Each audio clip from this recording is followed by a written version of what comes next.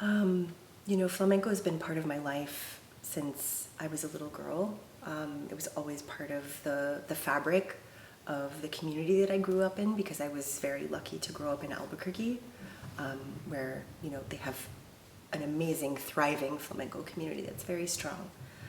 And, I didn't spend a lot of time in Spain, long lengths of time. I went repeatedly, but I always felt like I couldn't, it wasn't mine in any way, because I hadn't actually lived there for years or studied for longer than maybe 2 or 3 months at a time.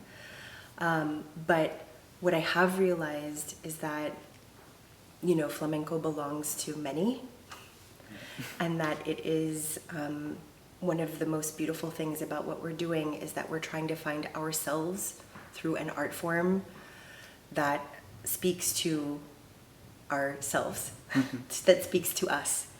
And that is an evolution, I think, that will continue to happen more and more. And I think there are probably more people who have questions of identity in flamenco than not at this point. Yeah, there is embracing the culture, the whole Spanish culture, the language. There are so many things, but after a point, we have to find ourselves through that culture and tradition, because we can't only be like passive and receiving things with respect, but sometimes maybe too much of respect, so we don't really... We lose ourselves, possibly, in that. Without personalizing anything. So one of our missions is to help people find a balance between all these different things that are the musical rules of flamenco, the dance of flamenco, the tradition, and find their own voice, which is a very complex balance to find, but somehow it is what it's supposed to be. It is. We don't want flamenco robots. No. Or sheeps. No. I guess maybe we could start with what we had planned and what actually happened. It wasn't too far off, right? We spent a good amount of time looking at just practicality of the amount of hours a day we had and the things that we felt like people really wanted to know and what they wanted to do. We had a lot of conversations with the artists about what they needed to learn or where they felt like they had challenges. And so, we planned every day for the morning compás walk, which has been a total hit. I think everyone will be doing that every day of their lives.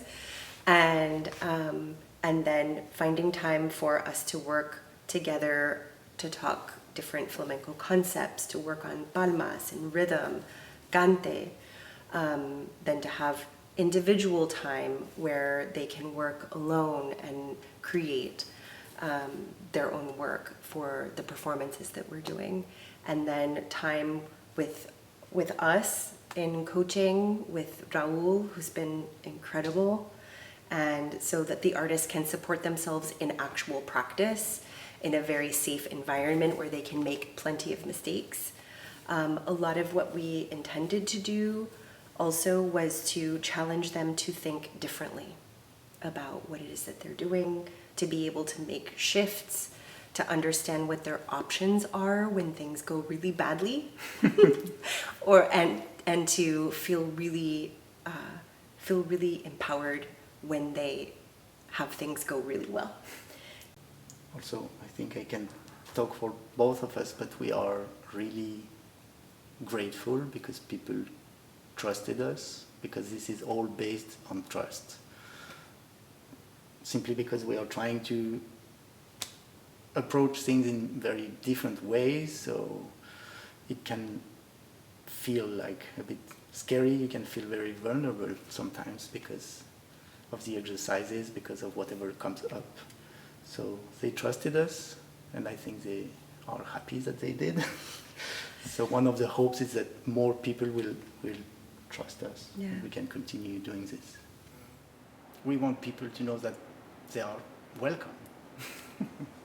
Yeah, that's actually, I was thinking along those lines, that we want for people to know that they can just reach out, that they don't have to have a specific reason or a specific thing that they need, that they can just reach out to us to open the conversations, and that we're really excited to start connecting with more people.